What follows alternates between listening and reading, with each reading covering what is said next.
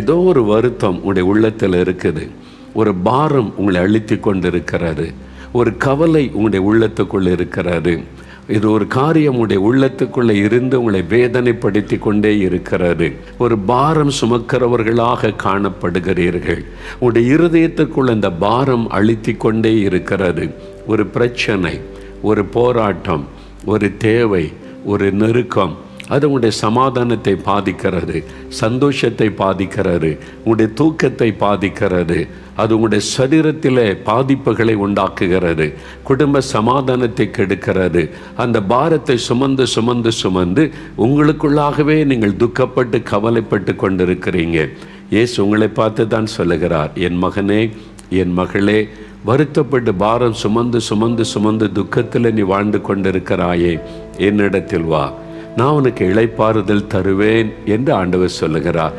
அந்த பாரத்தை மாற்றி, அந்த துக்கத்தை மாற்றி உன்னுடைய ஆத்துமாவிலே ஒரு இளைப்பாறுதல், அதாவது சமாதானம், ஆத்தும அமைதி, நிம்மதி, ஒரு பெய்யான மகிழ்ச்சி நான் உனக்கு தருவேன் என்று இயேசு சொல்லுகிறார்.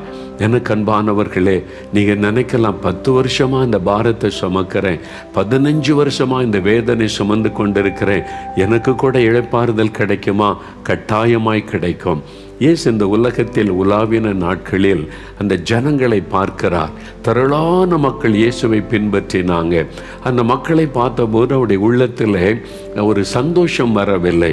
உலகமே எனக்கு பின்னால் வருது, எவ்வளோ பெரிய கூட்டம் எனக்கு இருக்குதுன்னு அவர் மகிழ்ச்சி அடையவில்லை, பெருமை கொள்ளவில்லை. ஜனங்களுக்காக அவருடைய உள்ளம் பாரம் கொண்டது. ஐயோ, இந்த ஜனங்கள் வேதனையில் இருக்கிறாங்களே, துக்கத்தோடு இருக்கிறாங்களே, பாவத்தை சுமந்து சுமந்து இழைத்து போகிறாங்க, வியாதினால் கஷ்டப்பட்டு கஷ்டப்பட்டு கலங்குறாங்க, வாழ்க்கையில் நிம்மதி இல்லாமல் ஒரு மெய்ப்பெண்ணல்லாத ஆடுகளை போல தவிக்கிறாங்களே. இந்த ஜனங்களுக்காக மனதுருகினார், அவர் பாரப்பட்டார் என்று தான் வேதத்தில் எழுதப்பட்டிருக்கிறது. அதனால தான் அவர் ஜனங்களை பார்த்து சொல்லுகிறார், அவங்களுக்கு மதம் இருந்தது, கடவுள் நம்பிக்கை இருந்தது, பலவிதமான பலி செலுத்துகிற பழக்கமெல்லாம் இருந்தது, அதெல்லாம் பக்தியோடு கடைபிடித்து கொண்டு தான் இருந்தார்கள். ஆனால் உள்ளத்தில் நிம்மதி இல்லை, சமாதானம் இல்லை, அவருடைய வாழ்க்கையில் மெய்யான சந்தோஷம் இல்லை. இயேசு அதை பார்த்து சொல்லுகிறார், நீங்கள் என்னிடத்தில் வாருங்கள், உங்களுக்கு நான் இளைப்பாறுதல் தருவேன் என்பதாக. அவரிடத்தில் வந்தால் இளைப்பாறுதல் கிடைக்குமா? அப்படி அவரை தேடி வந்த மக்களுக்கு இளைப்பாறுதல் கொடுத்தாரா? வேறு புஸ்தகத்தில் வாசிக்கும் போது இயேசு இந்த உலகத்தில் உலாவின நாட்களில் அநேகர் அப்படி இயேசுவை தேடி வந்தபோது அவளுக்கு இளைப்பாறுதலை கொடுத்து ஆசீர்வதித்த சம்பவங்களை வேதத்தில் பார்க்க முடியும். இயேசு கிறிஸ்துவிடத்தில் வந்த வேதனையோடு வந்த 2 பெண்களுக்கு ஆண்டவர் எப்படி உதவி செய்தார் என்று யோவான் 11ஆம் அதிகாரம் 21ஆம் வசனம் 32ஆம் வசனத்தில் எழுதப்பட்டிருக்கிறார். ஒரு குடும்பம், லாசரு, மாத்தாள், மரியாள் என்ற 2 வாலிப பெண் பிள்ளைகள், ஒரு சகோதரன். அப்பா அம்மா அவங்களுக்கு இல்லை. அவங்க இயேசுவை தங்கள் வீட்டுக்கு அழைச்சி விருந்தெல்லாம் கொடுத்தாங்க. இயேசுவை தகப்பனாக ஏற்றுக்கொண்டாங்க. அந்த லாசரு வியாதிப்பட்டு மரித்து விட்டான், வாலிபன். அவங்களுக்கு இருந்த ஒரே ஆதரவு அவன்தான், அவனும் மரித்து விட்டான். வாலிப பெண் பிள்ளைகள் அழுகிறாங்க, கண்ணீர் வடிக்கிறாங்க. இயேசுக்கு சொல்லி அனுப்புனாங்க. அவர் 4 நாட்கள் கழித்து அவர் ஊழியத்தெல்லாம் முடிச்சிட்டு அந்த பெத்தானியா இந்த கிராமத்துக்கு வருகிறார். அவர் வந்திருக்கிறது அறிந்த உடனே மார்த்தாள் போய் இயேசுவை பார்த்து, மார்த்தாள் இயேசுவனிடத்தில் வந்து, ஆண்டவரே, நீர் இங்கே இருந்தீரானால் என் சகோதரன் மரித்திருக்க மாட்டானே. இப்போ என் சகோதரனை இழந்துட்டோம். ஒரே சகோதரன், ஒரே ஆதரவு, அப்பா அம்மா இல்லாத எங்களுக்கு அவன்தான ஆதரவு, அவனை இழந்துட்டோம் அப்படின்னு வேதனையோட கண்ணீரோடு சொல்லுகிறாள். அதே காரியத்தை தான் மரியாள் வந்து 32ஆம் வசனத்தில், இயேசு இருந்த இடத்தில் மரியாள் வந்து அவருடைய பாதத்தில் விழுந்து, ஆண்டவரே, நீர் இங்கே இருந்தீரானால் என் சகோதரன் மரித்திருக்க மாட்டான் என்று சொல்லி கண்ணீர் வடித்தாள். இயேசு அந்த கண்ணீரை கண்டார். இன்னைக்கு ஏதோ ஒரு பாரம், ஒரு துக்கம், குழந்தை இல்லை என்கிற ஒரு துக்கம், கடன் பிரச்சனை என்கிற ஒரு துக்கம், வேலை இல்லை என்கிற ஒரு துக்கம், வருமானத்துக்கு வழி இல்லையே என்கிற துக்கம், இந்த மாதிரி ஏதோ ஒரு துக்கம் உங்களுடைய உள்ளத்தை அழுத்துகிறது ஒரு கவலை, பாரம். அதை நினைச்சு அழுது கண்ணீர் வடித்து கொண்டிருக்கிறீங்க. இது மாறுமா, இது தீருமா, என்ன வழி இருக்கு, எதிர்காலத்தை குறித்த பயம். இவங்களுக்கு அதான் ஒரே சகோதரன் மறிச்சிட்டானே, நம்ம எப்படி வாழ போகிறோம், நமக்கு யார் துணையாக இருப்பாங்க, யார் உதவி செய்வாங்க அப்படின்னு ஒரு அனாதையாக விடப்பட்டதை போல ஒரு உணர்வு. அப்படி ஏதோ ஒரு பாரம் உங்களை உள்ளத்தை அழுத்தி கொண்டிருக்கலாம். இந்த பிசாசு என்னை தொந்தரவு பண்ணுது, இந்த பிசாசு தூங்க விட மாட்டேங்குது, யாரோ மந்திரவாதம் பண்ணிட்டாங்க, இப்படி பலவிதமான பாதிப்புகளை கலங்கி நிம்மதி இல்லாமல் பாரத்தோடு இருக்கிறீங்களா? இயேசு சொல்லுகிறார், என்னிடத்தில் வாருங்கள், நான் உங்களுக்கு இளைப்பாறுதல் தருவேன். ஒரு சமயம் கிறிஸ்தவர் அல்லாத ஒரு சகோதரி எங்கோ தூரத்திலிருந்து என்னை பார்க்க இந்த இடத்தை கண்டுபிடிச்சு வந்துட்டாங்க. அன்றைக்கு நான் என்னுடைய இயேசுடிக்கிறார் அலுவலகத்தில் இருந்தேன். அவங்க சொன்னாங்க, ஒரு சகோதரி எங்கேருந்தோ தூர இடத்துலேருந்து உங்களை பார்க்கணுன்னு வந்திருக்கிறாங்க. அவங்க கிறிஸ்தவங்க இல்லை, அதனால் அப்பாயின்மெண்ட் வாங்கினு எப்போ ஜெபம் அதெல்லாம் தெரியாது. இது மாதிரி கேள்விப்பட்டு நான் வந்துட்டேன், அந்த ஊழியக்கார ஐயாவை பார்க்க முடியுமான்னு நிற்கிறாங்க. சரி வர சொல்லுங்கன்னு சொல்லி அவங்க உட்கார வைத்தாங்க. முன்னால் ஆஃபீஸில் சேரில் உட்காந்தாங்க. என்ன சகோதரி அப்படின்னு கேட்டேன். அப்போ அவங்களுடைய கண்ணிலேருந்து கண்ணீர் வடிந்தது, அழுதாங்க. சில நிமிஷம் நேரம் சொல்ல முடியல, அவ்வளோ பெரிய துக்கம், பாரம். அழுதார். அழுதுட்டு மெதுவாக பேசினாங்க. எனக்கு குழந்தை இல்லை, அதனால் எனக்கு ரொம்ப ஒரு துக்கம், நிந்தை, அவமானம். எனக்கு நீங்கள் பிரார்த்தனை பண்ணால் இயேசு அற்புதம் செய்கிறான்னு கேள்விப்பட்டேன். அதெல்லாம் நான் அறிந்ததுனால இங்கே எனக்கு ஒரு பிரார்த்தனை பண்ணணும்னு நான் வந்திருக்கிறேன் அப்படின்னு சொன்னாங்க. திருமணமாகி எத்தனை வருஷம் ஆயிட்டு சகோதரின்னு கேட்டேன். சில வருஷம்தான் ஆயிட்டு, ஒரு 3-4 வருஷம் அவ்வளோதான் சொன்னாங்க. எதுக்காக இப்படி அழுகிறீங்க, இவ்வளோ தானே ஆண்டவர் தருவார், பயப்படாதங்க அப்படின்னு ஆறுதல் சொன்னேன். அவங்க திரும்பவும் அழுதாங்க. சொன்னாங்க, ஐயா என் கணவர் ரொம்ப நல்லவர், என்னை ரொம்ப அன்பாக வச்சிருக்கிறார். ஆனால் என் மாமியார் அப்படி இல்லை, ஒவ்வொரு நாளும் என்னை கொன்று கொண்டே இருப்பாங்க வார்த்தையினால். இந்த குழந்தை இல்லாதனால சொல்லி சொல்லி தினந்தோறும் என்னை திட்டி திட்டி திட்டி, அதனால பக்கத்து வீட்டுக்கெல்லாம் சொல்லி எங்கேயுமே நான் போக முடியாது. என் மாமியார் கடைசியாக சொல்கிறாங்க, இந்த வருஷம் உனக்கு குழந்தை இல்லைன்னா அடுத்த வருஷம் என் மகனுக்கு வேறு கல்யாணம் பண்ணி வைப்பேன்னு என்கிட்டே சொல்லிட்டாங்க. என் வாழ்க்கையே கேள்விக்குரிய. ஐயா அழுதார். அது என் உள்ளத்தை உடைத்தது.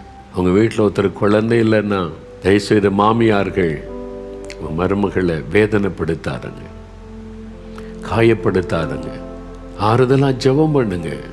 அவங்க மட்டும்தான் மிஸ்டேக்கு நினைப்பேன். உங்கள் மகன்கிட்டே தப்பு இருக்கலாமே, அதை நினச்சே சிலர் பார்க்கறதில்ல. சில பெண்களை காயப்படுத்தி வேதனைப்படுத்துவது. யார்கிட்டையும் குறை இருக்கலாம், ஆண்கிட்ட இருக்கலாம், பெண்கிட்ட இருக்கலாம். எப்படி பெண்ணையே நீங்கள் குறை சொல்ல முடியும்? குழந்தை இல்லைன்னா பெண்ணு தான் காரணம்னு எப்படி குற்றம் சொல்கிறீங்க? சமுதாயத்தில் ஒரு குழந்தை இல்லைன்னு சொன்னால் புறம்பாக்குவது, கேவலமாக பேசுவது, உங்களுக்கு நீங்களே சாபத்தை தேடிக்கொள்ளாதுங்க. அந்த பெண்ணினுடைய உள்ள எப்படி வேதனைப்படுன்னு யோசித்து பார்த்துருக்கீங்களா? மற்றவங்களை காயப்படுத்துகிற வார்த்தையை பேசுவதில் சந்தோஷமா? அது உங்களுக்கு சாபமாய் மாறிவிடும். வேதனைப்படுத்தாதுங்க. இந்த சகோதரி உட்கார்ந்து அழுகிறாங்க, அடக்கி கொள்ள முடியல. என் மாமியார் என்னை இப்படி வேதனைப்படுத்துகிறாங்க. அந்த கண்ணீர் ஆண்டவருடைய பாதத்திலே சிந்தப்பட்ட. நான் சொன்னேன், ஆண்டவர் உங்களை வெட்கப்பட விட மாட்டார். இயேசுவை தேடி வந்துட்டீங்க, நான் பிரார்த்தனை பண்ணேன்னு சொல்லி என்ன ஜெபிக்கிறது? அந்த சகோதரோடு சேர்ந்து நானும் கண்ணீர் வடித்தேன். அவ்வளோதான். இந்த மகளுடைய கண்ணீரை தொடங்க ஆண்டவரே, கண்ணீரோடு உம்மை தேடி வந்திருக்கிறாங்க. இயேசுகிட்ட போனால் என் நிந்த மாறும் நீ வந்திருக்கிறாங்க. கண்ணீரை தொடங்க, நீங்கள் தான் ஒரு அற்புதம் செய்யுங்கன்னு ஜெபம் பண்ணி அனுப்பி வைத்தேன். 1 வருஷம் கழிந்தது. இந்த சகோதரி மறுபடியும் என்னை பார்க்க வந்தாங்க. என்னை பார்க்க வந்தபோது சொன்னாங்க, அந்த சகோதரி வந்திருக்கிறாங்க, அநேக மாதங்களுக்கு முன்னால் வந்துட்டு போனாங்களே, இப்போ வரும்போது கையில் ஒரு குழந்தையோடு வந்தாங்க. எப்படி இருக்கும்? எனக்கே சந்தோஷம், எனக்கு ஆனந்த கண்ணீர். இயேசு அந்த மகளுடைய கண்ணீரை தொடச்சிட்டார், நிந்தையை மாற்றிட்டார். கையில் ஒரு குழந்தையோடு வந்திருக்கிறாங்க. உங்களுக்கே செய்வார். என்ன பாரம் உங்களை அழுத்துகிறது? ஏதோ ஒரு நிந்தை, அவமானம், பாரம், கடன் பிரச்சனை, பிரசாசன் போராட்டம், மனிதரால் வரக்கூடிய நிந்தை, நெருக்கம், என்ன பண்றதுன்னு தெரியல. வாழ்றதா சாகிறதா வேதனையோடு இருக்கிறீங்களா? இயேசு சொல்லுகிறார், என் மகனே, என் மகளே, வருத்தப்பட்டு பாரம் சுமக்கிறவர்கள் என்னிடத்துல வாங்க, நான் உங்களுக்கு இளைப்பாறுதல் தர்றேன், அற்புதம் செய்கிறேன், விடுதலை கொடுக்கிறேன், ஆசீர்வதிக்கிறேன். அதுதான் இயேசு சொல்லுகிற வார்த்தை. அவரால் எப்படி எனக்கு அற்புதம் செய்ய முடியும்? அவரால் எப்படி என் பாரத்தை மாற்ற முடியும், என் துக்கத்தை மாற்ற முடியும்னு நினைக்கிறீங்களா? அவர் இந்த உலகத்தில் மனிதனாய் வந்த பொழுது ஜனங்கள் மத்தியிலே கம்பீரத்தோடு அற்புதங்களை செய்கிறவராய் சுற்றி தெரிந்தாலும், ஏசாயா 53:3 வேதம் சொல்லுகிறது, இயேசு துக்கம் நிறைந்தவராய் மனிதர்கள் மத்தியிலே உலாவினார். He was a man of sorrow. ஏன் அவருக்கு துக்கம்? கடவுளுக்கு ஏன் துக்கம்? ஒரு மனிதனாய் வந்த ஆண்டவருக்கு ஏன் துக்கம்? அவருக்கு ஏதாவது பிரச்சனையா? அவருக்கு ஏதாவது கஷ்டமா? இல்லை. தான் சிருஷ்டித்த மக்கள் படுகிற வேதனைகளை கண்டவர் துக்கப்பட்டார். இந்த ஜனங்க இப்படியெல்லாம் கஷ்டப்படுறாங்களே, சாத்தான் இப்படியெல்லாம் இந்த மக்களை வாதிக்கிறானே என்று அவருடைய உள்ளத்திலே துக்கம். அதுக்காக என்ன செய்தார் தெரியுமா? அவர் சிலுவை சுமக்க தன்னை ஒப்பு கொடுத்தார். இந்த மக்களுக்கு நான் பரிகாரத்தை உண்டாக்குகிறேன், நான் சிலுவையிலே பாவத்தை, சாபத்தை, வியாதிகளை சுமந்து என் இரத்தத்தை சிந்தி மறித்து நான் இந்த மக்களுக்கு ஒரு விடுதலை கொடுக்கட்டும் என்று சொல்லி ஏசாயா 53:4 சொல்லுகிறது, இயேசு கிறிஸ்து அந்த சிலுவையிலே நம்முடைய பாடுகளை ஏற்றுக்கொண்டு நம்முடைய துக்கங்களை சுமந்தார். அவர் நம்முடைய பாவத்தை மாத்திர சிலுவையிலே சுமக்கவில்லை, நம்முடைய சாபங்களை மாத்திர சுமக்கவில்லை, நம்முடைய துக்கங்களை கூட சிலுவையிலே சுமந்தார் என்று வேதம் சொல்லுகிறது. இன்றைக்கு உங்களுடைய உள்ளத்தில் ஒரு துக்கம் இருக்குது. ஒரு குழந்தை இல்லை என்ற துக்கம், நிந்தை என்கிற துக்கம், அவமானம் என்கிற துக்கம், கடன் பிரச்சனை என்கிற துக்கம். அந்த துக்கத்தை கூட அவர் சிலுவையிலே சுமந்து விட்டார். ஏன் தெரியுமா? உங்களுக்காக. நான் இந்த மகளுக்கு அற்புதம் செய்யணும், இந்த மகனுக்கு அற்புதம் செய்யணும், அவங்க துக்கத்தை மாற்றணும், அதை நானே சிலுவையில் ஏற்றுக்கொள்கிறேன் என்று நம்முடைய துக்கங்கள், அவமானங்கள், நிந்தைகள் எல்லாவற்றையும் சிலுவையில் சுமந்தார். உங்கள் மீது உள்ள அன்பின் நிமித்தமாக இன்றைக்கு அந்த இயேசு சொல்லுகிறார், உன் துக்கம், உன் வியாதி, பாவம், உன்னுடைய சாபம், உன்னுடைய வேதனை எல்லாத்தையும் நான் சிலுவையில் சுமந்துட்டேன். உனக்கு விடுதலை கொடுக்க, உனக்கு இளைப்பாறுதல் கொடுக்க. இப்போ நீங்கள் செய்ய வேண்டிய ஒரே ஒரு காரியம், இவங்கெல்லாம் இயேசுகிட்ட வந்து விண்ணப்பம் பண்ணினாங்க, இயேசுவேன்னு கூப்பிட்டாங்க. நீங்கள் இருக்கிற இடத்துல இந்த இயேசுவே எனக்காக சிலுவையில் இவ்வளவு பாவங்கள், சாபங்கள், வேதனை சுமந்து முடித்தவரே, எனக்கு உதவி செய்யுங்க, பாவத்தை மன்னிங்க, எனக்கு சுகம் கொடுங்க, விடுதலை கொடுங்க, என்னுடைய பாரத்தை நீங்கள் ஏற்றுக்கொள்ளுங்க, பாரத்தை மாற்றுங்கன்னு ஜெபம் பண்ணினா போதும். அவ்வளவுதான். பிரியமானவர்களே, ஆண்டவர் உங்களோடு பேசி கொண்டு இருக்கிறார்.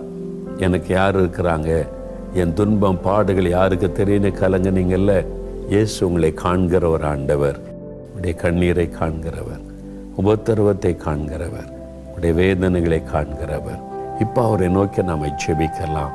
நீங்கள் என்ன எல்லாவற்றையும் அறிந்த தேவன், நீங்கள் எனக்கு உதவி செய்யுங்கன்னு ஜெபிக்கும் போது உங்களுடைய வேதனை நீங்கள் கண்ணீர் மாற இயேசு உங்களுக்கு ஒரு அற்புதம் செய்வார். ஜெபிக்கலாமா? உங்களுக்கு ஒரு அற்புதம் வேணும் தானே? எதில் அற்புதம் வேணும்?